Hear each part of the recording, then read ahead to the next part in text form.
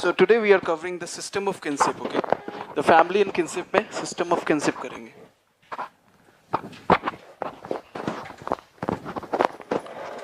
Hello, hello, hello. System of kinship.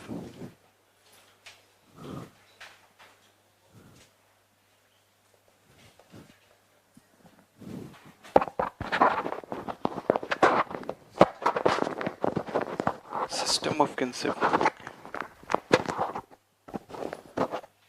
System of kinship. System of kinship. Just a second, let me get this corrected.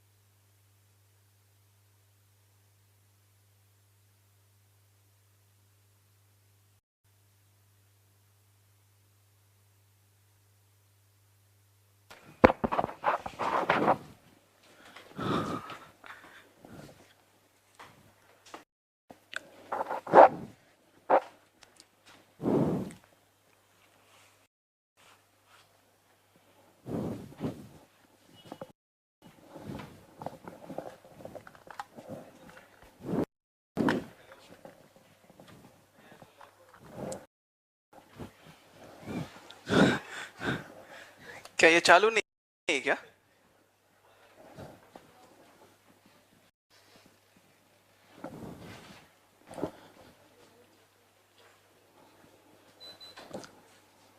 हाँ.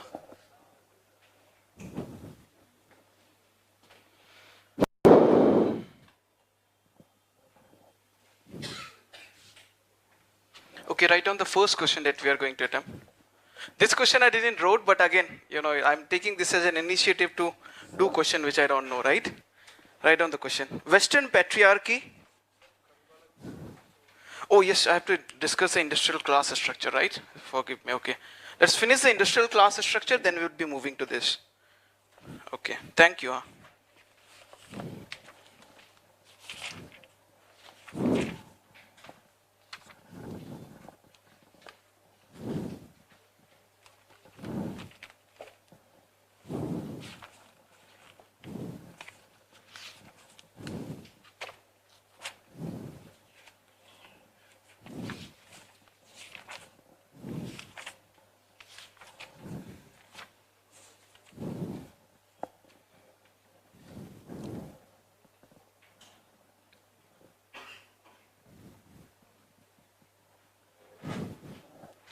Okay, now we are going to finish the topic of industrial class structure, which was the last thing that was remaining. Few of the thinkers or theories which are important. I'm not going to do any question because precisely not yet अभी तक कोई question पूछा नहीं गया इसमें, but still we should be knowing it well. Industrial class structure, okay. The first thinker that we are going to discuss. See, anyways, look, first, again, like, the Western, everybody knows, right? When it comes to the Western thinker, we would be having Marx, Weber, and Goldthorpe, right?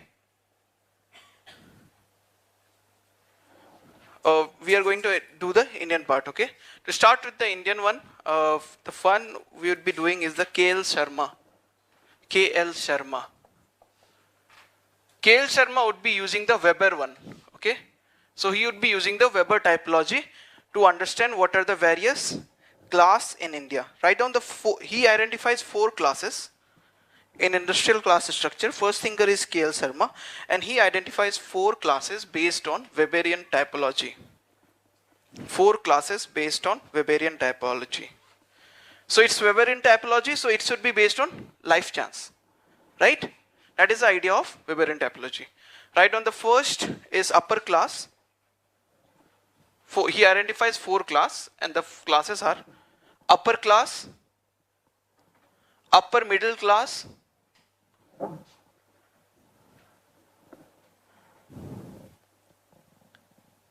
lower middle class,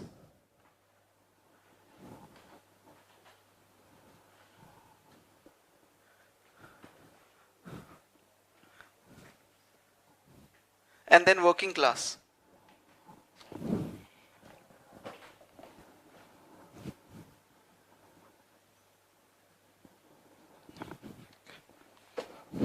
Okay, so next is the Krishna Bharadwaj. So he would be using Marxist perspective, okay? The second thinker is Krishna Bharadwaj. So he would be using the Marxian perspective to come up with class, and again it's Marx, so it would be based on the ownership of mode of production. Okay, that's why it's called Marxian perspective. Not necessarily he would be coming with only two classes, but since it is said it's Marxian perspective, so it would be based on ownership of mode of production. Right on the first class, he identifies 5 classes. So this guy is going to identify 5 class in India. This guy identified 4. The 5 classes are: number 1 is industrial bourgeoisie. Industrial bourgeoisie. Sorry. Second one is petty bourgeoisie or middle class. Second one is petty bourgeoisie or middle class. So if you could actually just understand, he is still considered, petty bourgeoisie and middle class as the same thing, means here middle class is owning something. Okay, that should be the idea that we should be taking, why it is called as the petty bourgeoisie. Industrial proletariat, the third class is industrial proletariat. The third one is industrial proletariat. The fourth one is simple proletariat. Simple proletariat.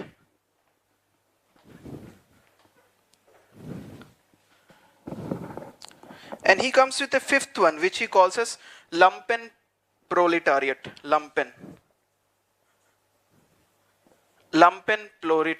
proletariat.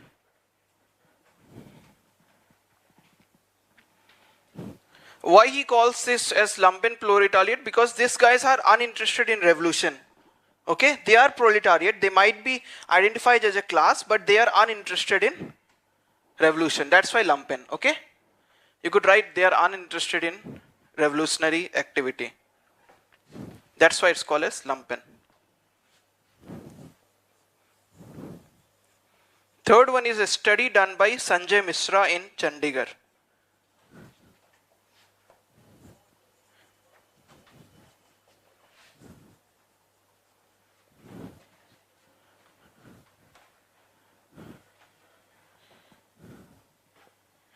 He found that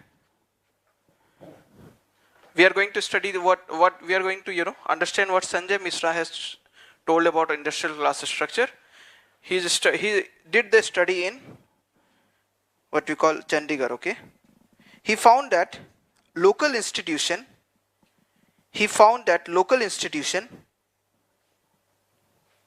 Such as caste, kinship, and religion. He found that local institutions such as caste, kinship, and religion play a significant role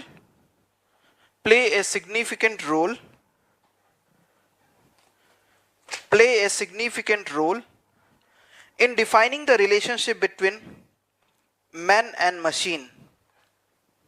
Play a significant role in defining the relationship between man and machine.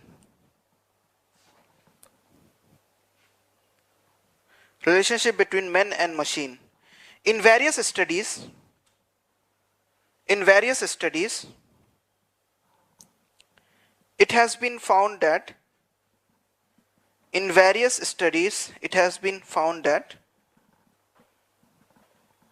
most people belonging to upper class,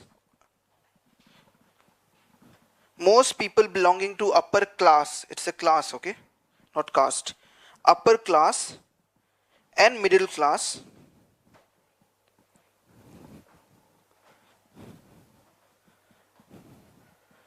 are from the twice born bond status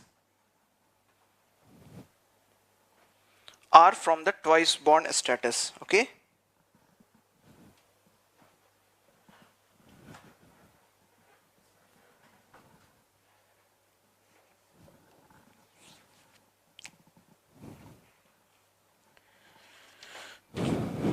So that is what Sanjay Misra has told about this.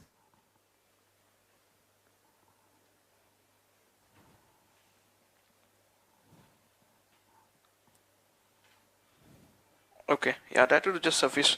That is, I mean, few of the thinkers we could use in industrial class structure. More you could actually find even in what we call, when it comes to the Sir notes, there are multiple, what we call thinkers. Again, most of the places they would be just saying, even M.N. Srinivas has said that even class in India has a caste structure. Why? Because people from what we call upper caste were able to move out to Chennai, like he was study South India. So he was just saying that people from what we call upper caste were the one who were first moving to towns of Chennai and what we call going for occupation, what we call the white collar jobs. Okay, so there is always, so we are going to have the relation between caste and class. Relation between caste and class. That is another topic, very short, small.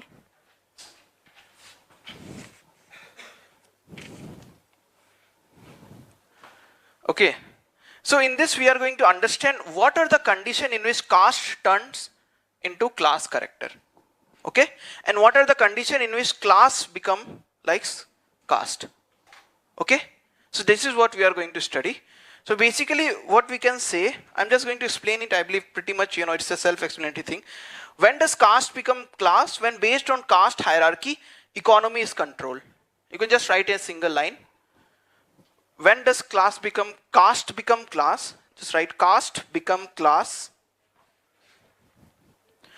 or caste become class when based on caste hierarchy.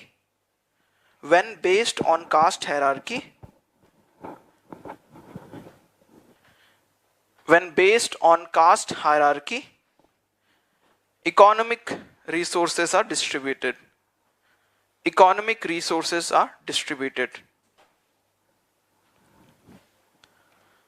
Okay, so that is the instance in which caste would turn into class character. And even class could have caste type character. You could write the next line that even class could have caste like character. Could have caste like character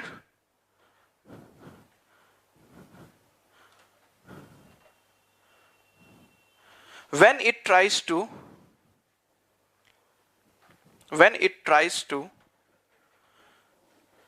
monopolize in an occupation,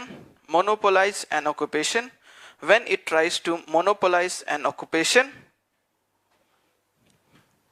and prescribe rituals for the same.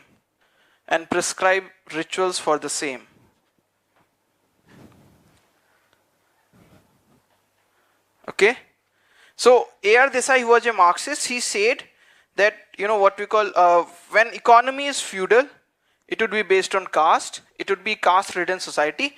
When economy become industrial, it would turn into class-based society. Okay, so that is what A.R. Desai has said, and according to him, caste would disintegrate completely, and India would turn into a class-like society. Okay, so that A.R. Desai has said when it comes to. So these are the few thinkers which we could actually note it down when it comes to industrial class and the relation between caste and class. Okay, now we are moving to the next chapter, that is system of kinship.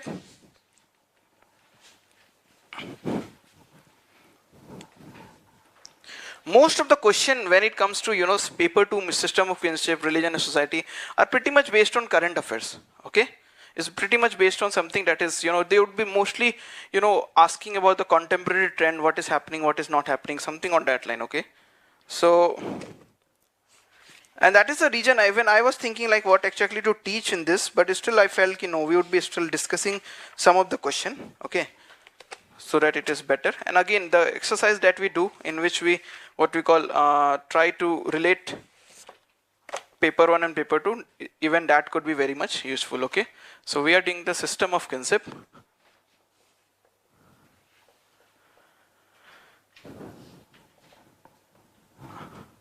Write down the first question. Western patriarchy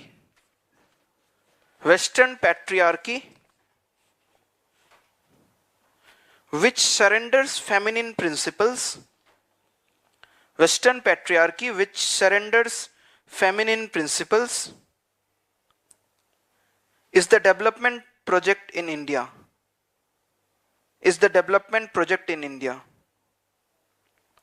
Do you agree with this view? Is the development project in India? Do you agree with this view? Why?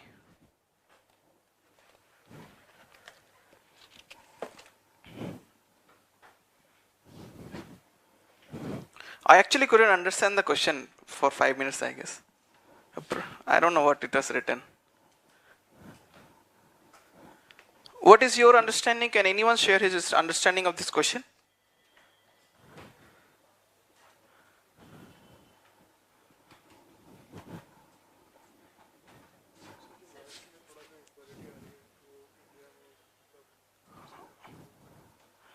Okay, so interestingly, I felt is that, what you call, it is talking about the developmental, what you call path that we have taken in India, developmental path, and how even in spite of the developmental path we took, we still have the element of Western patriarchy plus surrender of feminine rights or something, so that is what exactly I felt is the, what you call, the question is trying to say. That the developmental path is still, what you call patriarchy ridden, and the feminine standards have been surrendered. So that is what I understood from this question. See, again, it has to take sides, okay? It has asked you to take side. You could take both the side, okay? I took the side that yes, that is what is happening. Okay, if you guys feel that you have sufficient argument to go for the other side, you can go ahead with it, okay? And since it is asked, do you agree? So you have to take the side. Okay, that is a proper 1 or 2 marks question, and then the next y part would, what you call, form the rest of the marks. Okay, so yes या no लिखने के लिए आपको एक marks मिलने वाला है, so you have to take a side. Rarely, which you have to do in a sociology paper, but in this you have to take side. So I would be taking yes. What is your call? Yeah. Oh, please. See, no, it's not surrendering to. It is surrendering feminine principle. So basically, there could be some feminine principles undermining, yeah, something on that line. Female dignity, female, what you call, independency, everything has been surrendered. Okay, it's not surrendered to. If it was to, then I believe the entire idea of patriarchal bargain would have come. Okay, but it is surrendering the feminine principles. So that's why it has been. Could be understood in that way. Okay.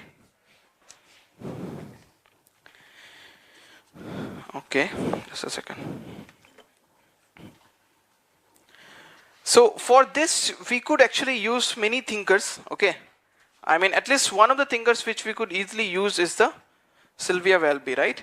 So I'm going to first discuss few thinkers when it comes to patriarchy, and then we are going to move to the question. Okay, it's a background work that we are doing. Western thinkers on patriarchy. Okay, the first one is Sylvia Welby, and the sixth structure of patriarchy, I believe we have done in the class, right? Sixth structure of patriarchy.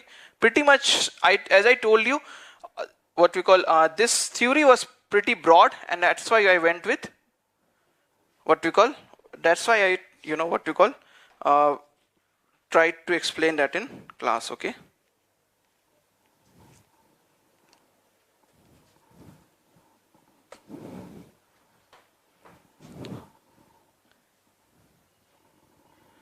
Another work, okay, that you are going to now write down is Anne Oakley, and her work was Housewife. Just write it down.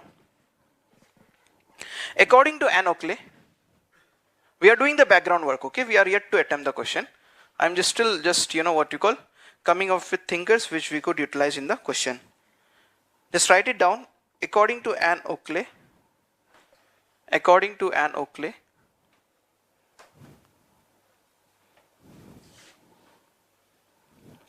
sex is biological. Sex is biological. Sex is biological, but gender is a cultural construct. But gender is a cultural construct. But gender is a cultural construct.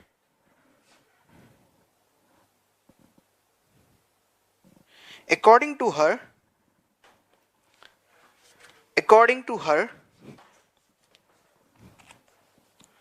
pre-industrial society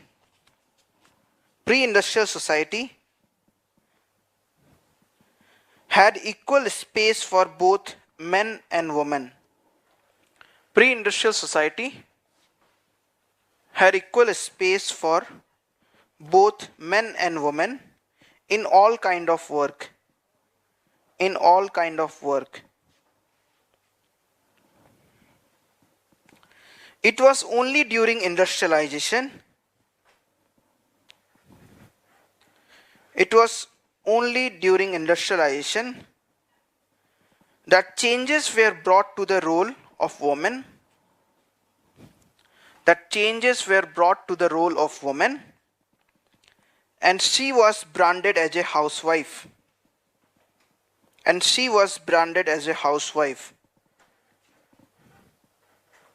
Housewife role, the next sentence. She was branded as a housewife. Housewife role has following characteristics. Housewife role has following characteristics. First one is, it is exclusively for women and dependent on men. It is exclusively for women and dependent on men.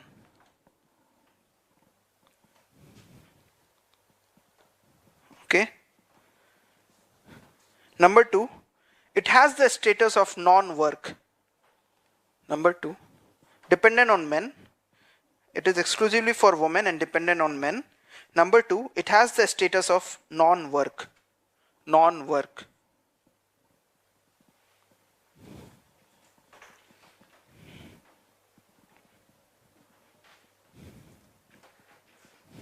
Number 3, the third characteristics. Compared to real productive work of men, compared to real economic productive work of men, real economic productive work of men, housework is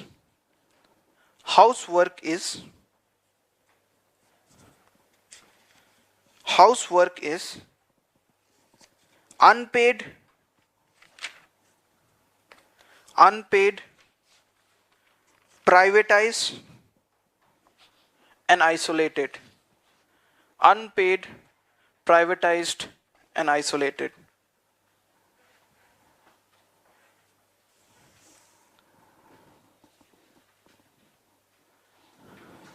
Okay. This also I felt is a pretty much important one to write. Hochschild, I believe. That is how would you spelling it. Hoschchild. Okay. His work is the second shift. The second shift.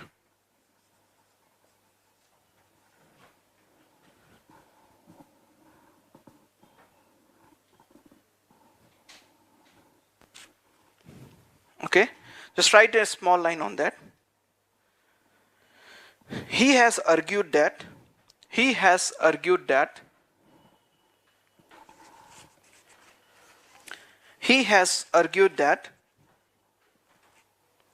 employed women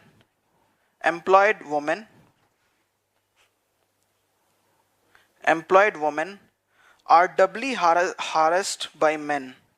Are doubly harassed by men. Are doubly harassed by men. One during the first shift at their workplace. One during their first shift at their workplace.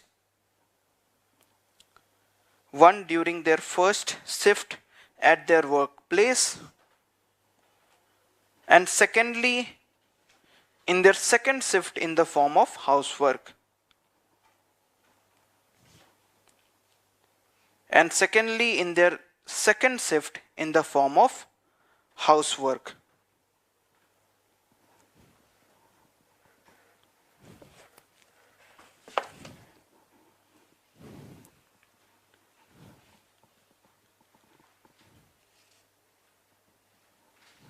Okay, so these are the Western thinker. In the background work, this time since it is paper 2, we would be going ahead and writing the Indian thinkers as well. Right on the fourth one, I believe it will be, and it is Uma Chakravarti. Uma Chakravarti.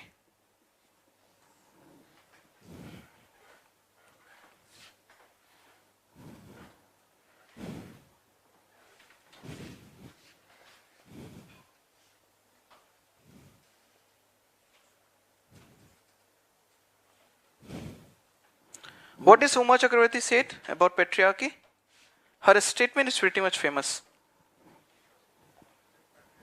Yes, the Brahmin patriarchy and the what we call the lower caste patriarchy. I mean, she makes Dalit patriarchy. Yes, thank you. Okay, so we are going to, the works of Uma Chakravarti is going to be divided into Brahminical patriarchy,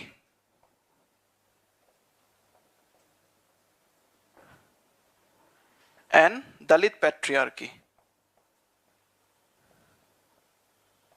Okay, so she is going to make a distinction between what exactly happens in the Brahminical patriarchy. Brahminical patriarchy here would be referring to the upper caste patriarchy. Okay, it is not only restricted, it is more pronounced in the Brahmin caste, but it would be referring to the entire set of upper caste. Okay, and then is the Dalit patriarchy. Okay.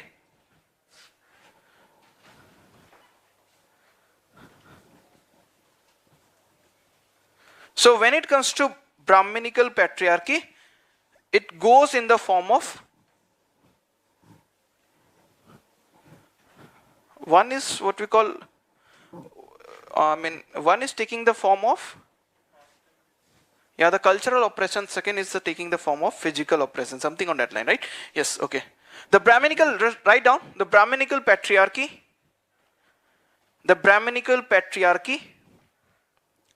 takes the form of cultural oppression. Takes the form of cultural oppression.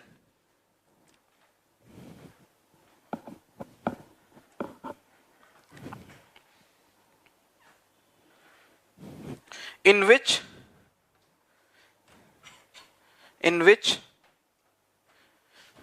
a pativrata just a second. A pativrata woman, this is a Hindi term, okay? Pativrata woman would be undergoing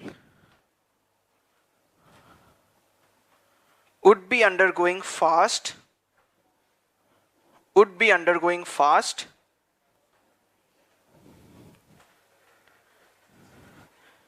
having food at the end when everyone in the family has eaten, having food when rest of the family has already eaten,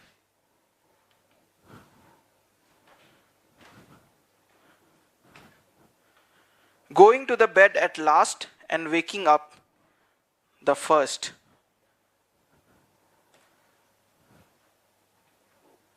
Going to bed at last and waking up first. Okay, so these are the form of, what you call cultural oppression that it will be taking when it comes to Brahminical patriarchy. Okay, now we are going to talk about the Dalit patriarchy. The Dalit patriarchy would be taking the form of physical oppression. They would be physically oppressed by their husband. You could just write the Dalit patriarchy would be taking the form of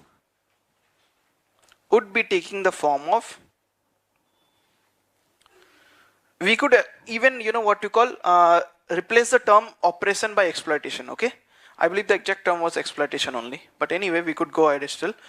Dalit patriarchy would take the form of physical oppression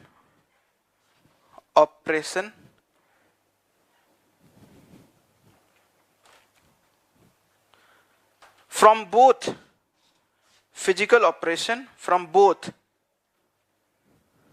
male members of the household,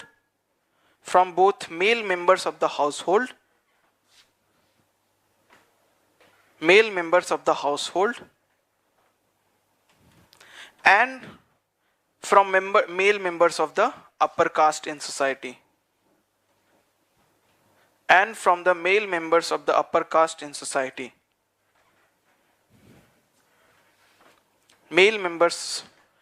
upper caste in society. Okay, so physically they would be oppressed by both set of the people, male member who are in the household itself and those who are even outside the community but belonging to the upper caste. Okay, next is the Tulsi Patel.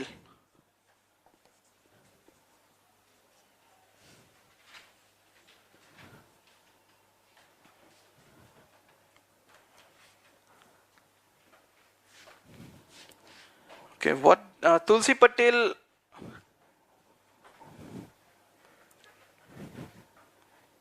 will be talking about how, okay, yeah, just go ahead and write. Wives, there are some, what you call a 1, 2, 3 point. The first point is where I am going to talk. You could just write in points, okay, this Tulsi Patel one. Wives consider it as a sin. This is, I'm going to talk only because we have this debate on martial rape, okay? That's why I'm referring to this study by Tulsi Patel. Wives consider it as a sin to prohibit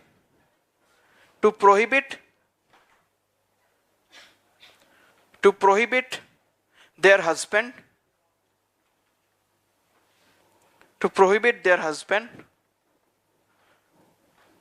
from accessing their sexuality.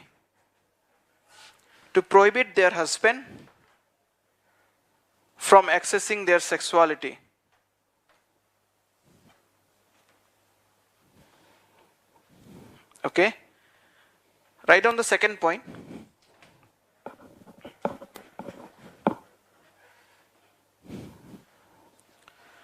Women tend to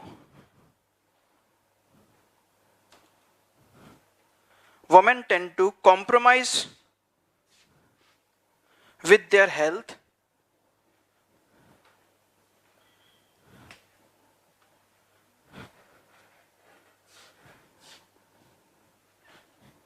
even during pregnancy.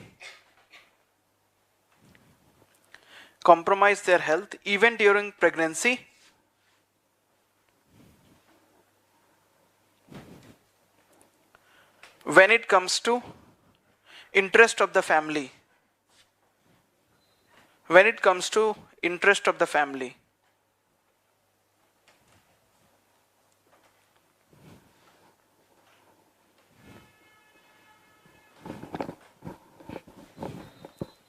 Third one, she did some study in Rajasthan, okay. So based on that, what she actually, she concluded. In her study in Rajasthan, you could just write, in her study in Rajasthan, Tulsi Patel we are talking about, in her study in Rajasthan, she found that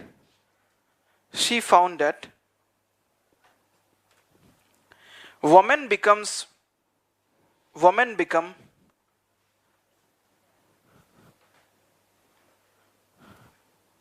mother-in-law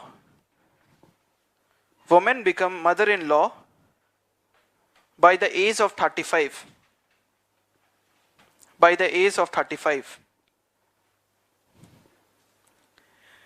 They then depend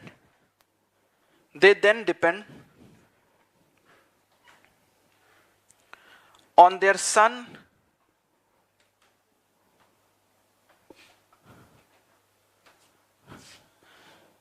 to safeguard from abuse of their husband. To safeguard from abuse of their husband. To safeguard them from abuse of their husband. Okay, so these are some of the what we call, we have to write the last one. It is a popular one which you could even use in the essay as well. The famous Devi Dasi dichotomy by Beena Das. You could just write Devi Dasi dichotomy by Veena Das. Devi Dasi dichotomy by Veena Das. Okay.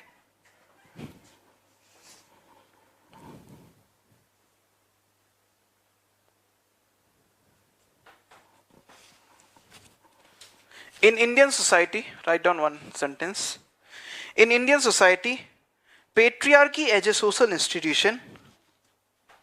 In Indian society, patriarchy as a social institution. Social institution gives rise to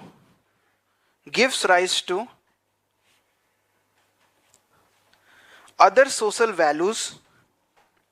Patriarchy as a social institution gives rise to other social values such as male child preference. Male child preference. In the economic survey, it has mentioned as son meta preference, right? That is a wonderful work. I think everybody should go through it.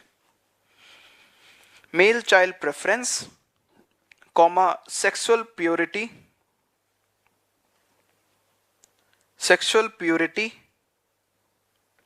monogamy,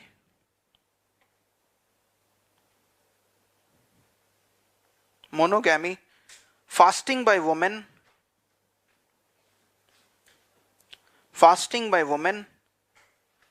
and abstinence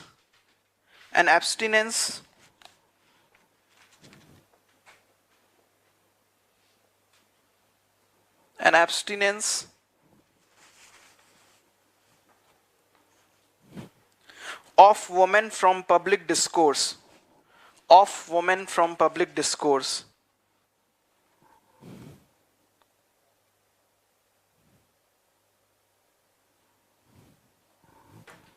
While her status on one hand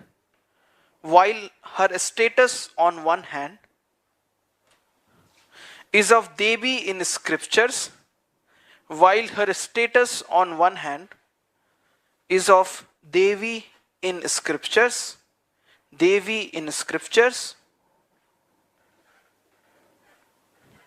she is given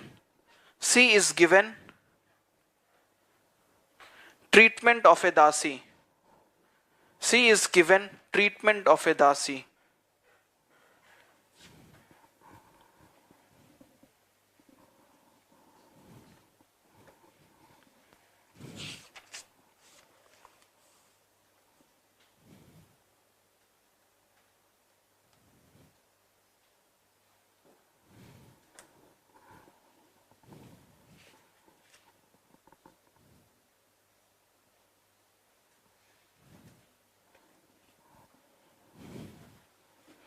Okay, I believe this many thinkers are pretty much sufficient. Now we are going to address to the question. Okay.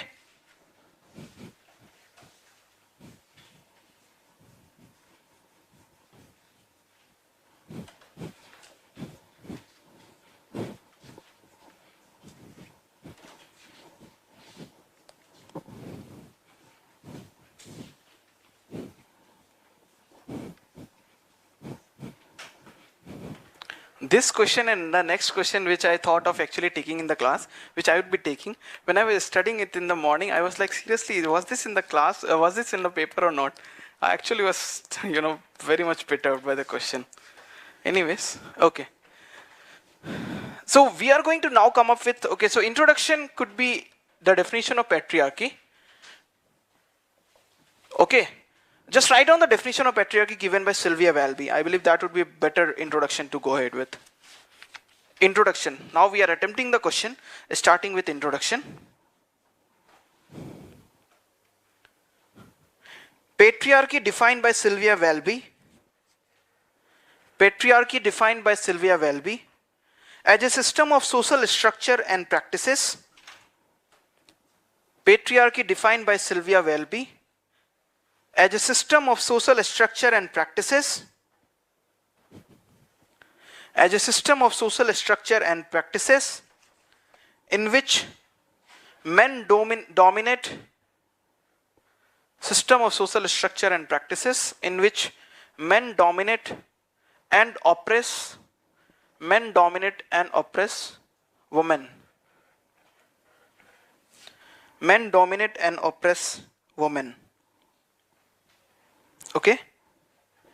So now we are going to talk about, India has moved to India has moved on a developmental path, and how that development path is still, laden with Western patriarchy, and it is surrendering the feminine principle. So we are going to come up with instances of this, okay? Of course, we are going to say in the body that, do you agree with this view? So you have to start, yes, I agree with the view, that you have to write that in the body, and then only we are going to substantiate, okay? In the body, you have to clearly take a side. I believe in the question, the 22 question I have given, in that also one of the question actually asks you to make a call whether you are going to use Durkheim to study what we call sociology. Durkheim is better or Weber is better. In that you have to again take a call. Few are the questions, that's why I gave that question in that 22 question, is that there are few questions in which you have to call. In multiple question, as I said, since the starting or the beginning, we were just talking about perspective, right? If you are able to make different perspective, pretty much fine. But in this, you have to take a call, okay? Since the question, actually you would be getting marked for taking a call. So I am taking the call of yes, okay? And then moving to instances, okay? The first one is education. How education is still patriarchy driven, okay? See, there could be multiple instances. I will just write, okay, an example. In India, you could just write, first is the education. In India, girls after school, it's a recent, what you call a study, that's why I'm mentioning with you. In India, girls after school are more likely to be sent for, girls after school are more likely to be sent for medical education than for engineering. Medical education than for engineering. In dental colleges of Haryana than for engineering. It's a report. In dental colleges of Haryana, 65% enrollment, 65% enrollment whereby girls, 65% enrollment whereby girls, and 98% enrollment,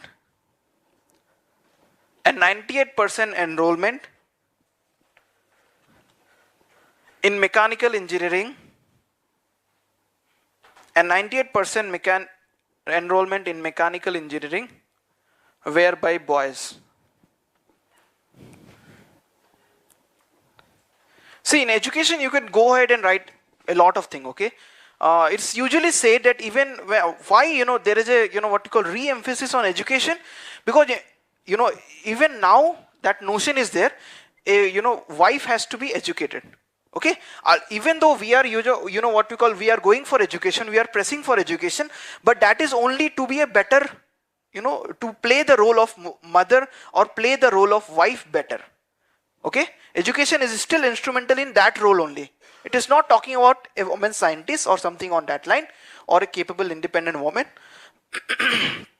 Education still would be, what we call, fulfilling the same role, the stereotyped role that has been, what we call, given. Okay, I believe multiple instances whenever it comes to education you guys can cite. I'm just giving one report and then we are moving to another, and that is the health. Okay, in this Tulsi Patel, that study of where health is getting compromised, the pregnant lady, pregnant woman, that could be quoted. Health. The Tulsi Patel study can be quoted on health, that how the woman, especially the pregnant woman, would be compromising her health even when it comes to family interest. And like I believe before 2 years or something, in 2017 or 2016, Economic Survey was also talking about women health. And I'm just going to give you a explanation of what exactly it was talking. It was saying that when it comes to what we call WHO has come up with a standard, okay, that this much weight gain should be there in a pregnant woman in the 9 months of pregnancy. That much weight gain is required. There is an average, I believe it was 18.5 kilograms, something on that line is the world average that should be happening. In India, what is happening? In India, it is always less. And interestingly, even it is less in the affluent families also. Okay, in India, average weight gain during pregnancy of women is already less, and it is the same trend even seen in the affluent family. So that exactly shows that it is not about what you call purchasing power. It actually shows that there is something else that is responsible for that, what you call loss in weight, or not capable of gaining weight. I hope everyone is getting that WHO what you call work on weight gain. Just write it down in that and search it, okay, for pregnant women. Something on that line you will get on Economic Survey, okay. I felt this actually, we have, when we were doing this first chapter, I was telling you how this, correlation works, right? Variables would be correlated. In this instance, it is clearly, that variable, presence of, variables about, data about affluent women is exactly showcasing that relation between weight gain is not with always purchasing power. It is something else. I hope everyone is able to relate what I'm trying to say, right? The variable correlation that we learned in the first chapter. Jobs. The third aspect, jobs. I believe everybody is pretty much aware of that female labor participation rate, right? Female labor force participation rate. How much is it? It has 16%. It has decreased from 23% actually. Yes, 16% it is. 16%. It came, see, basically I'm going to give you the data. In 2001 census it was 23%. In 2011 census it was 16%, somewhere around that, okay. And how it is happening? In the same very moment, India's GDP is on climb. So see the negative correlation. Again, something that we could actually explain on the basis of sociology, that correlation thing that we did, and not exactly based on purchasing power or something, a standard of living, something is not, I hope everyone is getting this is not, what we call true, something on that line it is coming. So it has been explained that, you could just write, one of the explanation of this is, with the rise of standard of living, with the rise of standard of living, women are removed from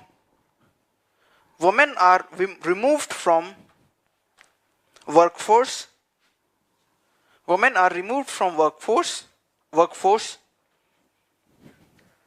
because it becomes a status symbol.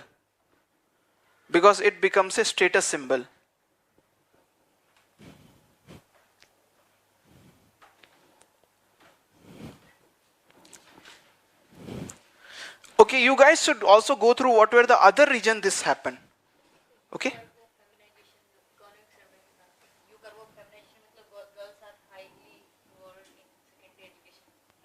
Yes, that exactly, that is what I'm saying. So other region you guys have to work on your own, okay. There were multiple region, and as she said, now that women are going more for secondary education in other region, okay. That's why jobs come ho gaya.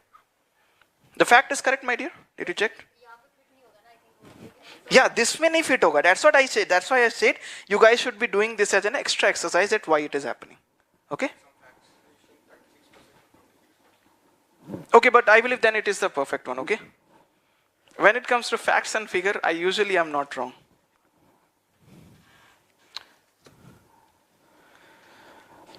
Feminization of poverty. Write down feminization of poverty. You guys are going to help me with another rest of the instance also, right? The fourth point is feminization of poverty. Feminization of poverty.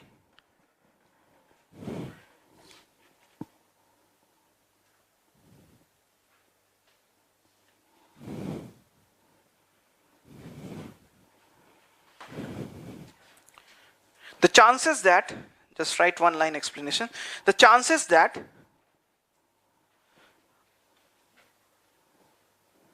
a female headed household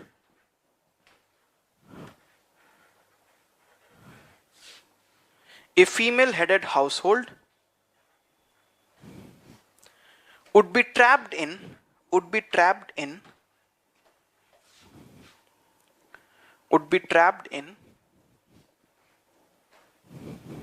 vicious cycle of poverty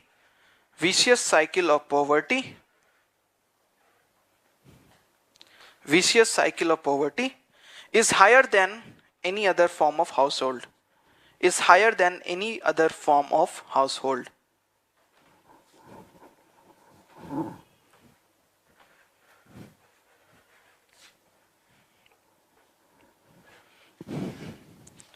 You could now talk about the skill gap.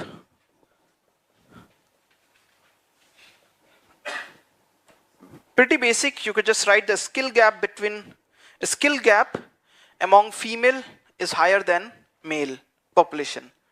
The skill gap among female is higher than the male population in India.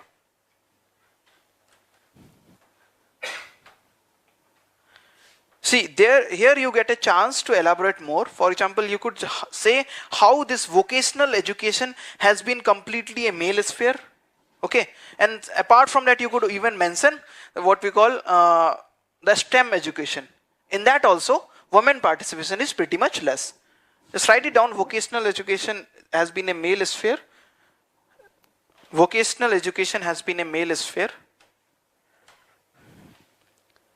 And STEM education has been dominated by male.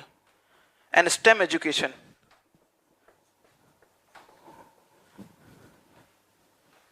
has been dominated by male.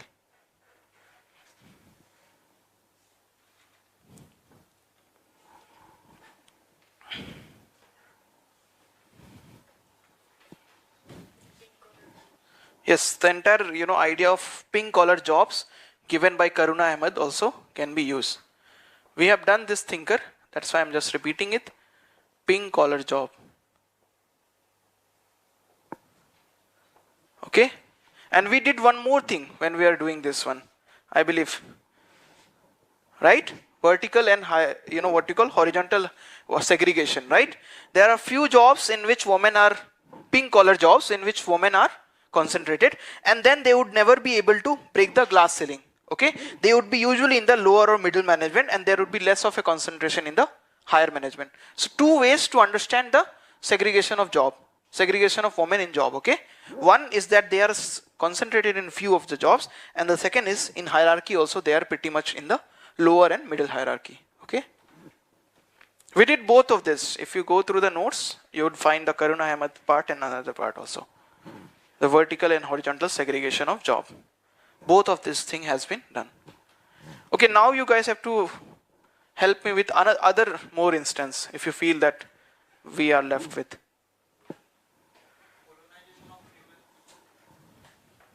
Development से related होना चाहिए. See, it is a very general degree of. We did that. David Arnold का theory, colonization of women as a body. I believe we did that, right? It was a theory we studied. But is it related to the development thing? We still have to think. If there is a direct correlation, a very close correlation, it's a welcome thing to actually add. Yes, that is a wonderful. Yes. Thank you. The gender gap, or the wage gap, report, or the gender inequality index, anything that you could actually use, pretty much related to gender inequality index or the wage gap report. Both of this could be pretty much utilized in this paper. The gender inequality index says that around India is losing some 19% or 10, something around that of GDP only because of less women participation, right? And the wage gap report is something that, if I think it comes with Metal or Marshall, there are 3 categories. Okay, the gender gap in this is inverted, and this is normal. This is again normal. Okay, this is the lower administration, middle one, and the upper. Basically, it says in a small region of middle, what we call management, the women managers get greater than the male managers. Here the wage gap is inverted. Here it is normal, in which women would be earning less. Here also women would be earning less. Okay, I'm just giving you a brief idea of the wage gap report. Again, something I read last year or maybe before last year.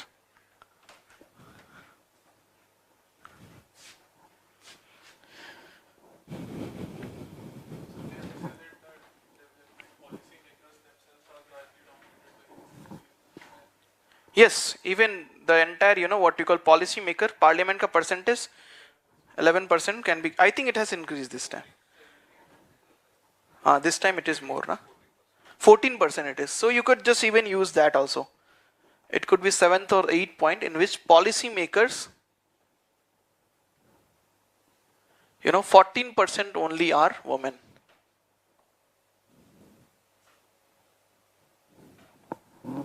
There was a report in the Yojana actually. Yojana, I never read it, but I somehow, stumbled upon that report. It was saying that, when it comes to women, actually you guys should go through entire, idea of why women, what we call, what are the reason, what exactly advantage just in policy making when we involve more number of women, what are the, what we call advantage we get. So it was just talking about, I'm just going to give a brief, you guys can go it and, come up with in a room. So basically what exactly it was saying is that women are the people who would be, taking care of the next generation as well. Okay, men would be this generation, more, what you call, and then women would be more into next generation. So sustainable development, and then, next generation means the investment in health and education are bound to increase, right? So that is how the entire theory was given, in which women, if it comes, have a greater, participation in the policy making, would be how they would be helping. Okay, please, if you get a chance, do go through all these theories. It's pretty good actually to write. Okay. So I believe this should be sufficient. Okay, it's pretty much a 10-marker question.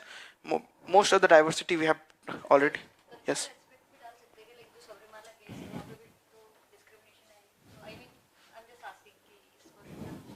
See, here it has specifically talk about development, and that's why, if cultural was there, then I believe that guy was talking about the David Arnold colonization of woman body. Even that I would have easily, I believe a direct correlation should be a good thing. Development parameters we have already studied most in the form of education, job, health, and everything, right? So that's why I'm, limiting it to it. Please, when you write the answer, please try to, what we call inculcate the thinkers. I believe 7 or 8 thinkers we just did, Indian as well as Western. Just try to inculcate them in their answer. Okay, just in the bracket also it would be sufficient, or if you are able to explain it using the thinkers, more better. Okay, try to inculcate. I believe we have done it multiple times, how to extract the same things, what we call, which we have written from the notes, and mold it into answer. Yes. Yes, that is also a wonderful thing. Exactly, yes. You should actually write down. And that is what Anne Oakley has said, right? He has characterized what are the characteristics of a housework. She told 3 characteristics of a housework, right? And in that, the very famous, it's a very care economy. The economy of care, is excluded from GDP. Excluded from GDP calculation. Okay?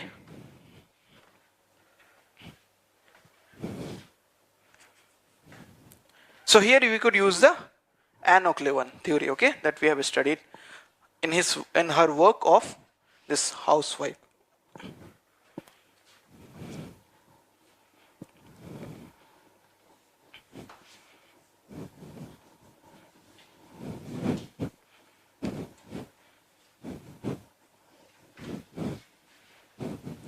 Write down the next question. See, conclusion we can do of this question in the part of, what gender gap index has, or gender inequality index has said. Basically, it has said some 14% GDP would be, increased, or it is wasted, something on that line. You could just write it down. Pretty much okay to write. Okay. Write down the next question.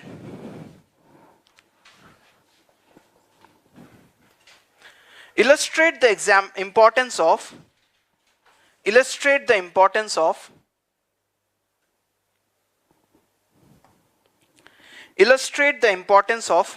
Kanyadan and Kulvadu. Kanyadan and Kulvadu.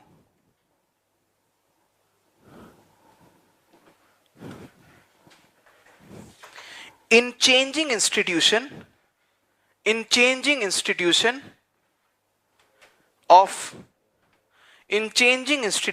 of marriage and family. In changing institutions of marriage and family. Okay? Again, a question which I didn't attempt, okay? I left it, I believe. Anyways, see, if you could just try to understand what exactly this question is trying to, ask you. Again, is something that we have already done. We have to mold it according to the answer. Okay? In your notes, there would have been multiple instances in which we have written what are the contemporary change in the marriage and institution of marriage and family. If you actually just try to distinguish here, this culture or ritual is related to marriage. This ritual is just related to family, right? And in our notes, we must have already written the change in the trends of marriage and family. Okay? So I believe our notes is now going to be useful in this question. Okay? So please try to understand, why this question is framed and how this question is framed, so that you are able to utilize your notes to the maximum extent. Okay? I believe this question will become pretty much, rudimentary thing to do, right? Should I ask you guys to write then now?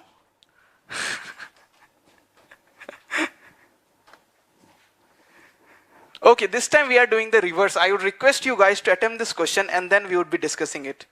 Unlike the earlier pattern. Please, you have 15 minutes to write this answer. Should I be just, okay, I'm going to tell you what exactly is Kanyadan. Kanyadan is the process. You could just write introduction, likh lo, fatafat definition, and you are going to attempt it, okay? Introduction where we are going to define this two thing. Kanyadan refers to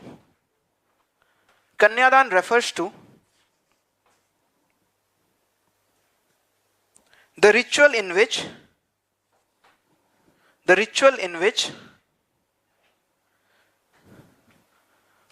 girl is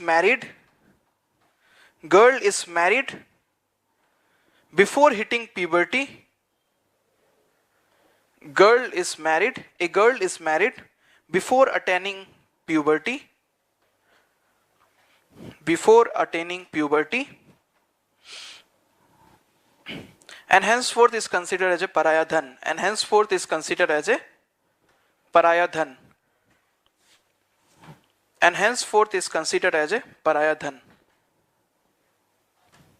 So this ritual is going to symbolize that girl has to, get married off before she attains puberty, and since it is she is a what you call paraya dhan. Kulvadu, just write down Kulvadu.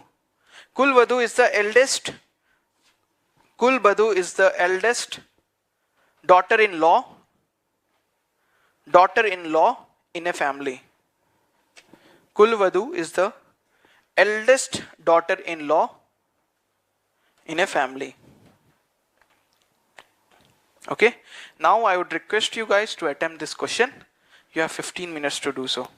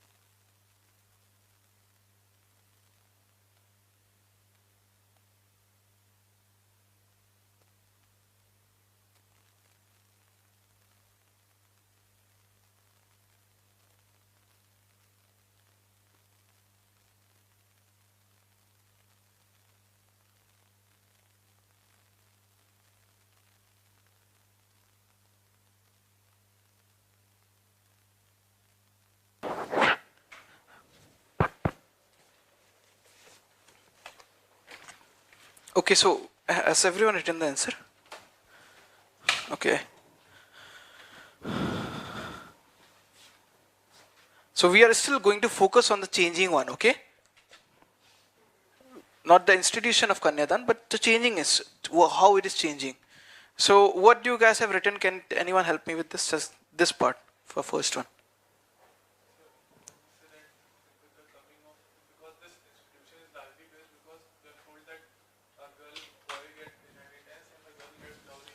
Yes, yes. Mhm. Mhm. Yes, yes. So you have to elaborate. I believe the way he has elaborated is pretty much good. Okay. So laws have come. Okay, laws have come. That would be the first point in which how it has impacted the institution of Kanyadan or the ritual of Kanyadan, how it got impacted. Okay. So Kanyadan implicitly does encourage few of the things such as dowry and inheritance. Right? It would be implicitly or subtly, or what we call covertly, it would be influencing two of the other rituals, and those are dowry and inheritance. Okay, even the age of marriage, yes, of course, it would be even impacting the age of marriage, right? Age of marriage iska direct connection hoga. Kanyadan has a direct connection with the age of marriage. It has indirect connection with the rich dowry and inheritance. Now law that the state is formulating, such as Hindu Marriage Act, Hindu Succession Act, and all those, what we call, and then yes, of course, the Civil Procedure Code has a what we call minimum age of marriage as well, right? So all this going is bound to impact the Kanyadan. Okay. Anything else?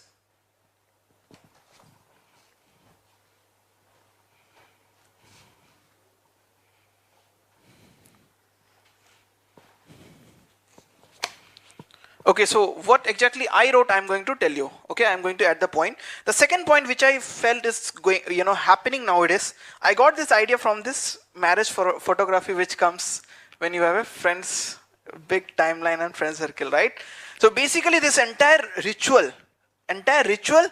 which was, what we call a dharma, right? It was an obligation. It was what you call celebrating. It was not celebrating, it was what a manifestation of an obligation. Now it is turning to something which shows the emotional connect between daughter and father. Okay, so now that is what is happening. This entire, which was previously considered an obligation, has now turned into a something to what we call glorify, something to actually showcase the emotional so rather than being an obligation, now it is, we do it for the emotional purposes. Okay. Yes.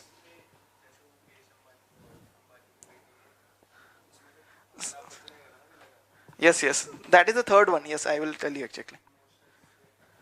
Yes, ये सब बातें नहीं करेंगे, ठीक है? And anyway, Mukesh Ambani is anyway different, na? He is not part of sociology. He is above sociology. Okay. What he does is not followed anywhere. He is like a deviant. Only deviants can, explain his.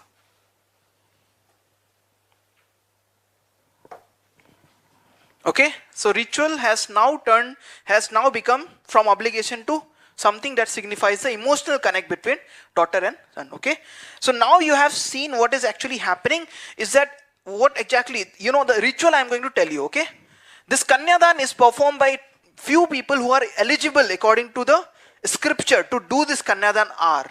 Okay, first is the parents, and parents should be married.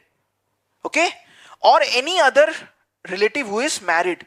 So the condition was that someone who is a parent or a married relative, only they can do this ritual. That is as prescribed by the scriptures. Now what is happening? Now we are seeing a trend in which single mom, single dad, and Amitabh Bachchan is also doing. Okay, you can write. That is the third point. I hope everyone is getting this point. As prescribed by scripture, it was something else. Just a second. And now it is changing. Okay? That marriage thing.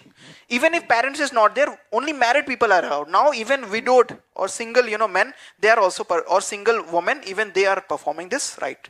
Okay? Yes.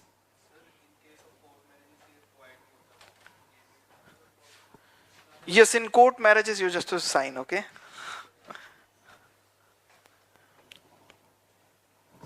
Yeah, you could actually go ahead and write this also as a fact. In court marriages, ritual is absent. This ritual is absent.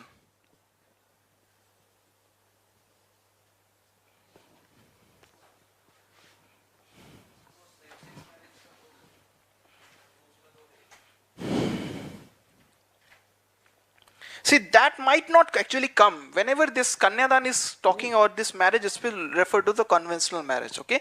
That's why I felt, okay, of course I do want you guys to go ahead with the entire 5 set of schools, but I believe in this, it's not that appropriate, okay? Yes, yes. But I believe the importance of Kanyadan still is, that is the larger question. That is what your notes is.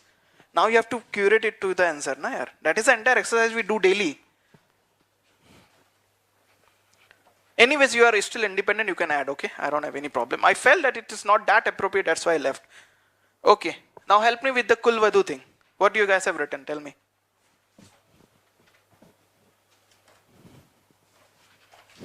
I hope you guys actually take the key away, take this, all this process in, and utilize it, because I won't be there after 3-4 days, and then you guys have to do all this process. I hope everybody understood how I write answer, how I utilize the notes and everything, right? That is the ultimate goal of this. It's not about discussing question. I believe ultimately someday some other people will also come and replace me and they would be discussing it even more better.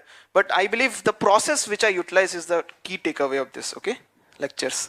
Anyway, what you have written in the Kulbadu thing? Anyone can help me? Yes. Okay, the first is the disintegration of joint family, okay?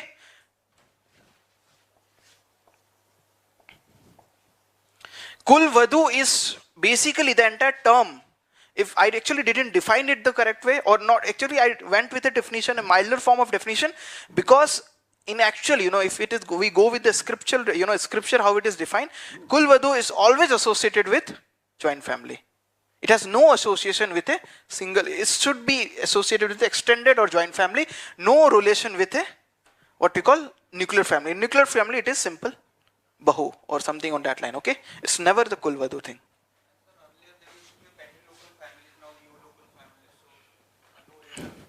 Yes, the new local family. Here I would like to actually, talk more. The new local family.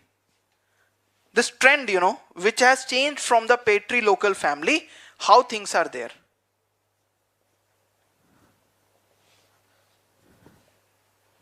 Okay. So there are few things which are coming. One, I want to talk about the power. Okay.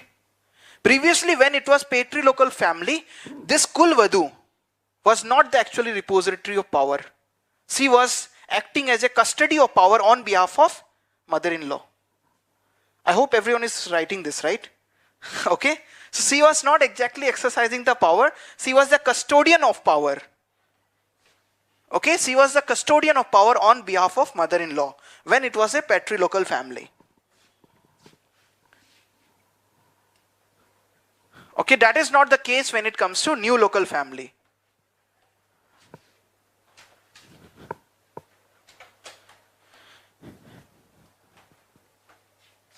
There is another phenomenon that is happening. Previously, when it was not what we call the father-son relationship, that was more emphasized. Okay. Now the husband-wife relationship, more emphasized. Okay. It should be written in this only. Why? Because again, it is happening because we are having this kind of transition. Okay. That's why this father-son relationship, that is there's two types, filial and consangual. That the filial relationship is decreasing, the consangual is increasing, okay? There's a trade-off. This is going down and this is simultaneously increasing, okay? That,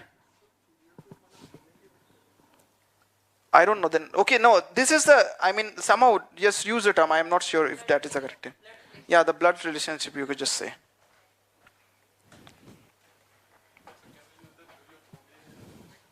Yeah, please say.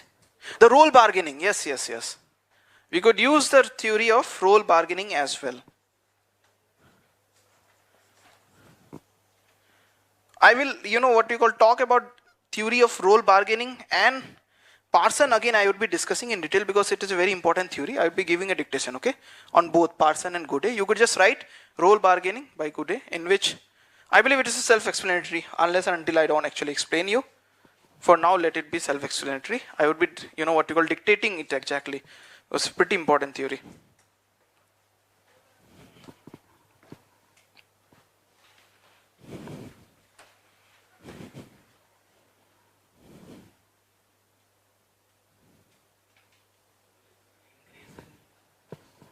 Yes.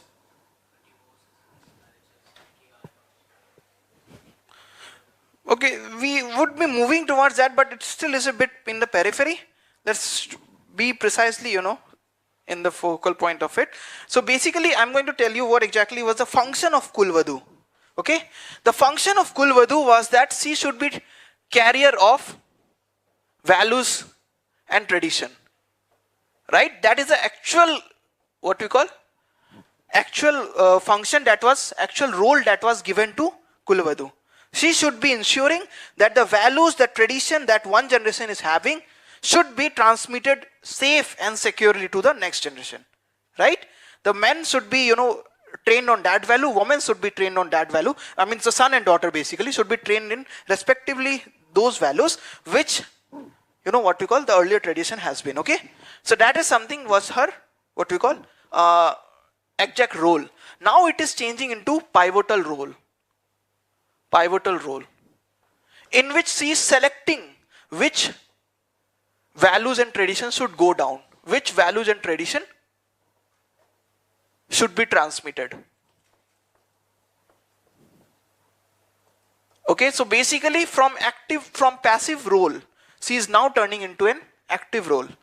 Okay, she now select which value, which tradition, which ritual should be continued, or any addition or deletion. Okay, I hope everyone is getting this point. From a passive role to active role she is undertaking.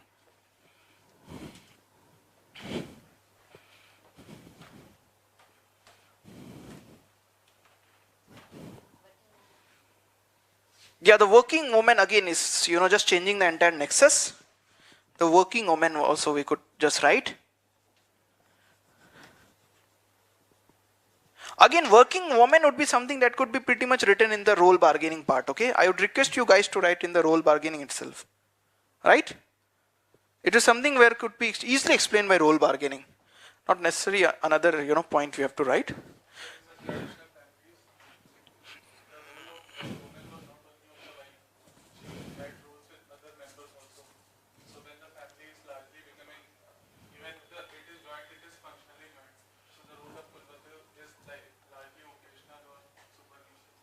Yeah, that was also something we could write. The role has become pretty much superficial. You could write this term. Role has become superficial. Again, one of the reason is disintegration of family, and family being only functionally joined at some occasion. You could just write the role of Kulvadu has become superficial because family is functionally joined only in certain occasion. Family is functionally joined only in certain occasion. Okay? Again, we are going to discuss the theory of M.N. Srinivas, functionally joint and functionally nuclear also. Okay? That's why I'm just leaving it here itself. We have to discuss the theories of family. Yes, that is what exactly we could be writing here itself. Right? She would be the one who would be, encouraging her daughter to go for scientist or, engineering. Okay? That is where he is curating. From carrier, she has now become a curator of values. Which values you would be transmitting, which values you won't be transmitting. Okay? I hope everyone is getting. This is a pretty much important one.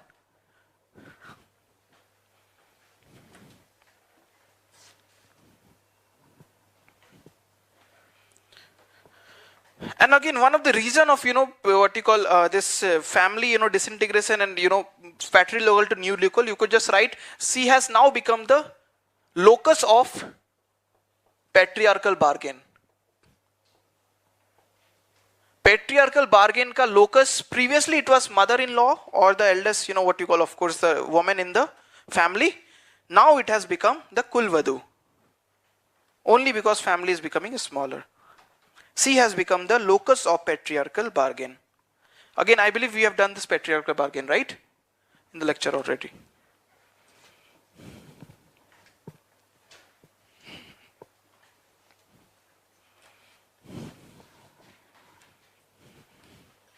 Okay, now we are going to, I actually thought that I would be finishing tribes also today, but now it be focusing on the theories of family. In conclusion, you could just write evolving. It's just evolving. It's not going to, remain static. It is going to, what you call be dynamic and, assume new role as we move ahead. Like, new role or function would be assigned. An institution might remain. That is with respect to most of the thing that is change in India. Most of the institutions are going for newer roles or newer function rather than being completely, what you call wiped out.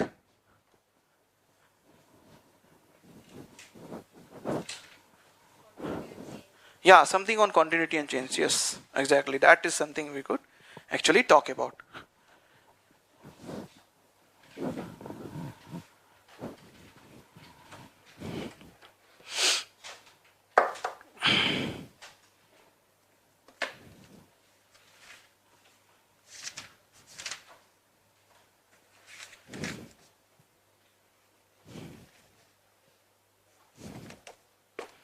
Okay, again, now we are doing the theories of family, in which we would be first going to Parsons. Pretty much important. I would be talking the entire theory of family of Parsons. I might have left few things, that's why I'm discussing it again. And then we would be talking about Gude, very small, not much. Then we would be moving to Indian thinker, in which prominent and most prominent is the A.M. Shah study. Next we would be going to I.P. Desai, I believe, right? Yes. So then we would be discussing our good friend I.P. Desai. Then we would be discussing Srinivas. I believe that would be sufficient. See, other thinkers also are there, but we could easily, utilize these three prominent thinkers to answer most of the question. And as I said, it's more about perspective than thinkers. Okay, I might have gone with these three thinkers only because they are having different perspective. That is how I select thinkers. Okay, they should be belonging to different perspective, not exactly number of thinkers is going to matter. Okay.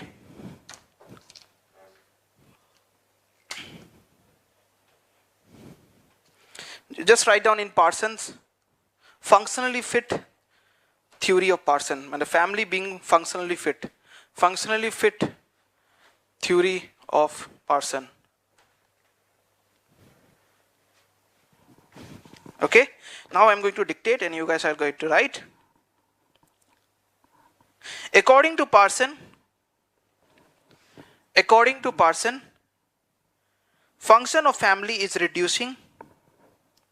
Function of family is reducing, and in modern society, function of family is reducing, and in modern society, only two functions are left. Only two functions are left. Okay, the first one is, only two functions are left. The first one is primary socialization. Primary socialization, a small explanation. Learning and internalizing, after dash you could just write primary socialization. Learning and internalizing the norms. Learning and internalizing the norms and values of society.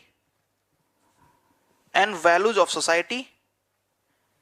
And structuring its personality. And structuring its personality. Learning the values and norms of society, learning and internalizing the norms and values of society, and structuring its personality. The second one is Stabilization of adult personality. Stabilization of adult personality.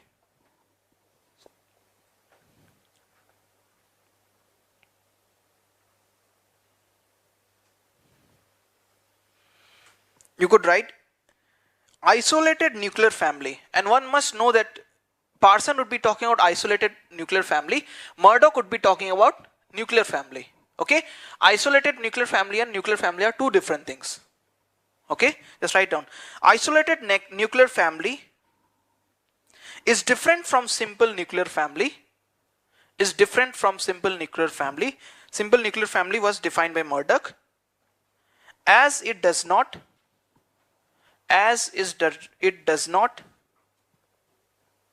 maintain a wider kinship network. As it does not maintain a wider kinship network. Instead,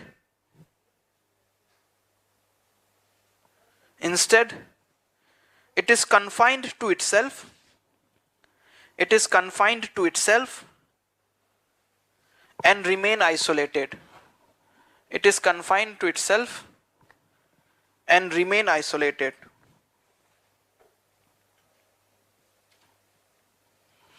This isolated nuclear family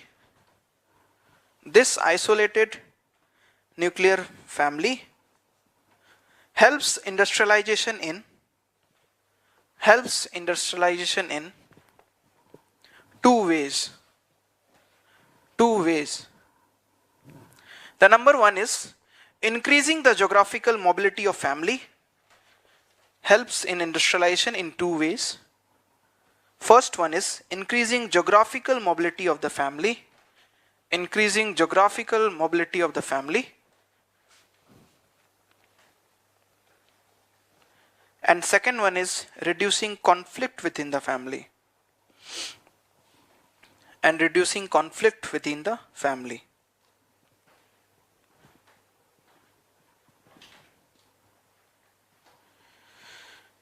Since isolated nuclear family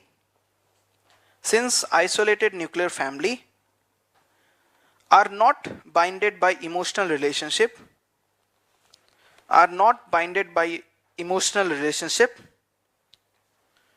with its kin network,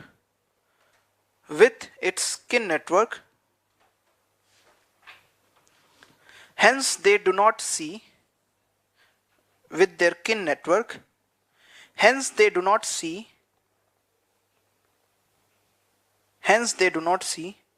barrier in the course of mobility. Hence they do not see barrier in the course of mobility.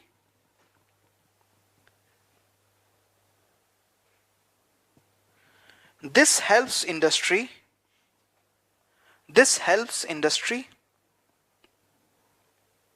in two ways.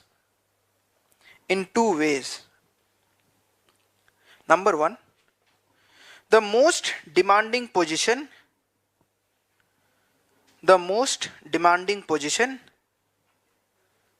get the most able workers.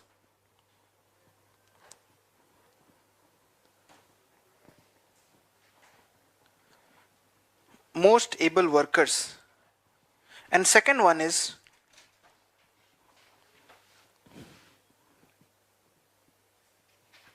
the purchasing power of the workers is increased. The purchasing power of worker is increased due to best remuneration.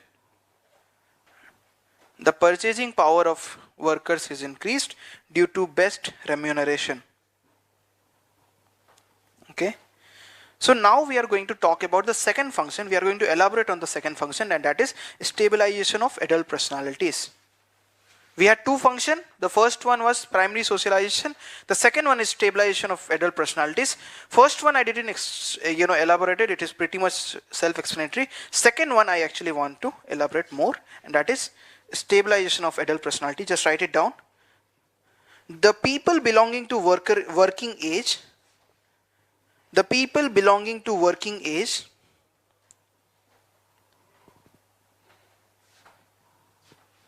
The people belonging to working age work in hostile environment. Work in hostile environment which has a work in hostile environment which has a debilitating effect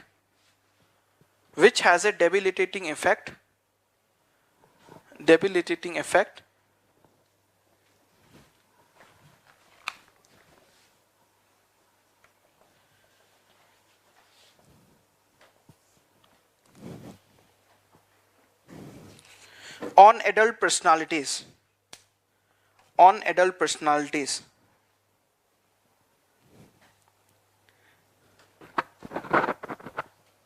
According to Parson, after full stop, according to Parson, the soft touch of expressive females,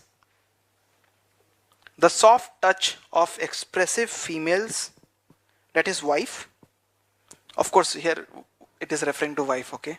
No one should have any doubt. And playing with the children,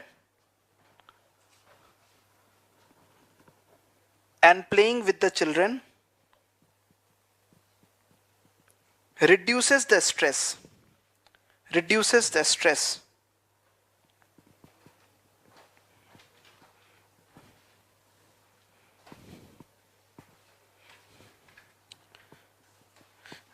Just write few more sentences. Isolated nuclear family also reduces conflict in the family.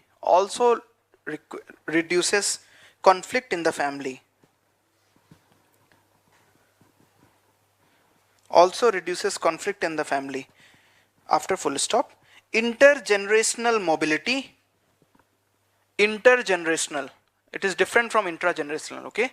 Intergenerational mobility is rampant, which produces conflict,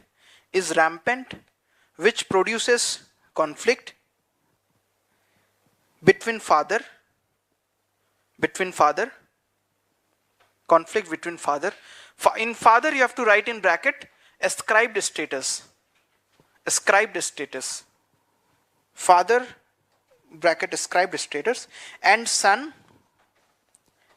in bracket you have to write achieved status.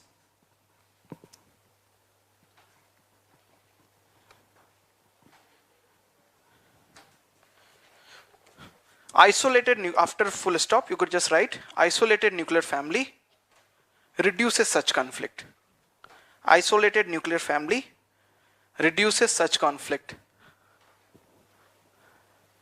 I mean, this theory of Parson is such a heartbreak, you know. Then you guys would be thinking, ki kya yaar? We were just instrumental in our parents' life. Anyway, but I love this theory. Okay. Just write down the good one, then we are going to end the class. The Indian thinkers we are going to discuss tomorrow, okay?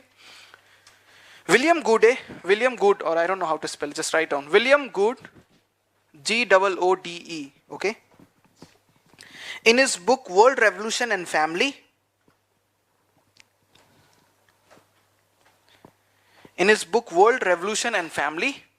see, we have earlier also discussed the William Goode theory, okay? In which you are just saying why what we call nuclear family is spreading, and one of the reason was westernization and concept of industrialization, everything. And you know, one of the other conclusion was that William Goode is saying that, you know, what we call family is becoming more similar types, right? The variety is changing. And then he or she, I don't know, was critiqued by, I believe, Thurbon, in which she was telling that it is getting more diverse, okay? That theory we have done previously in family, paper 1, okay? In his book World Revolution and Family, explain the proliferation of nuclear family.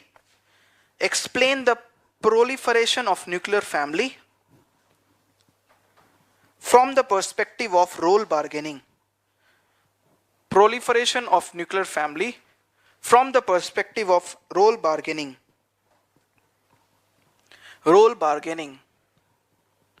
According to Goode, role bargaining. According to Goode, human being tries to extract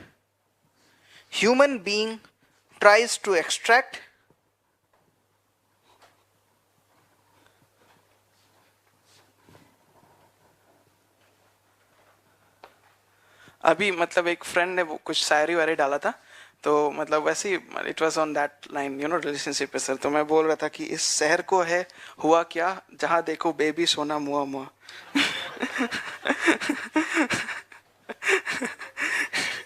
Anyway, tries to extract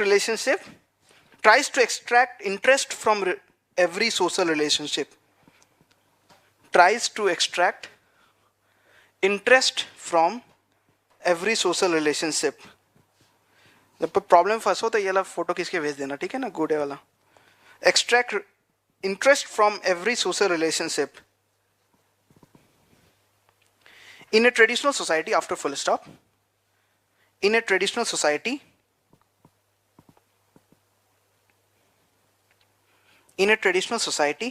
maintenance of close kinship network,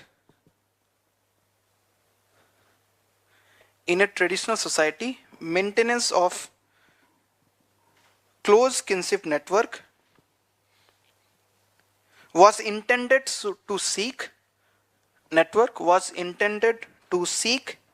economic cooperation and social security.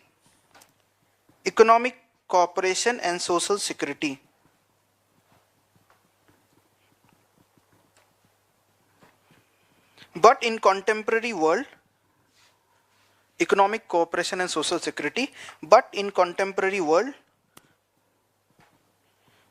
many of this function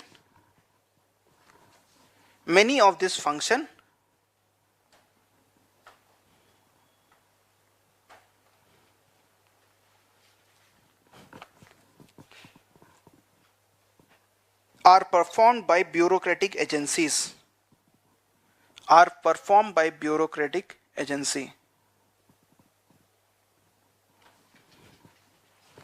Okay.